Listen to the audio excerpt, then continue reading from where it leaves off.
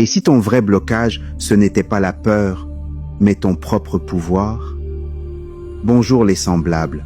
On parle beaucoup de blessures, de peur, de trauma. Mais il y a une chose que très peu osent regarder en face. Une chose bien plus vertigineuse que la peur elle-même, le pouvoir, ton pouvoir. On t'a appris à craindre le rejet, l'échec, la critique. Mais on ne t'a jamais appris à faire face à ce feu intérieur immense qui veut tout bousculer, tout faire renaître, tout incarner. Tu crois que tu as peur de tomber? Non, tu as peur de réussir. Tu as peur de rayonner, de te montrer, de te dresser droit dans ton feu. Tu as peur de toi-même. Le pouvoir est le mot que beaucoup évitent. Ils l'habillent de lumière, de paix, de compassion. Mais au fond, ils en ont peur. Pourquoi? Parce que derrière ce mot se cachent des mémoires très anciennes, des souvenirs inscrits dans l'âme. Tu as peut-être été prêtre, prêtresse, dirigeant galactique, gardien de portail, guerrier stellaire, oracle des étoiles. Tu as commandé, invoqué, maîtrisé des forces, et tu as parfois dérivé. Tu as vu le pouvoir sans amour, tu l'as utilisé, tu l'as subi, tu l'as maudit. Et depuis, inconsciemment tu te méfies de toi. Alors tu sabotes, tu refuses les responsabilités, tu caches ta lumière sous des discours d'humilité. Tu te fais petit alors que ta vibration est immense. Tu dis, je ne veux pas nourrir mon ego. Mais en vérité, tu veux surtout éviter de réveiller l'ancien toi. Tu as associé pouvoir égale karma égale douleur. Alors, pour ne pas refaire les mêmes erreurs, tu t'éteins volontairement. Mais c'est une autre forme de trahison. Et ça se voit. Tu commences des projets puissants, mais tu n'oses pas aller au bout. Tu attires des gens à aider, jamais des égos vibratoires. Tu te caches derrière la prudence ou l'invisible. Tu es sage, mais tu n'es pas couronné.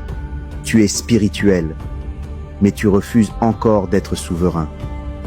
Voici la vérité crue et magnifique. Ton pouvoir n'est ni bon ni mauvais. Il est brut, sacré, neutre. Il est le feu de ton incarnation. C'est ton intention, ta clarté, ta verticalité intérieure qui vont le guider.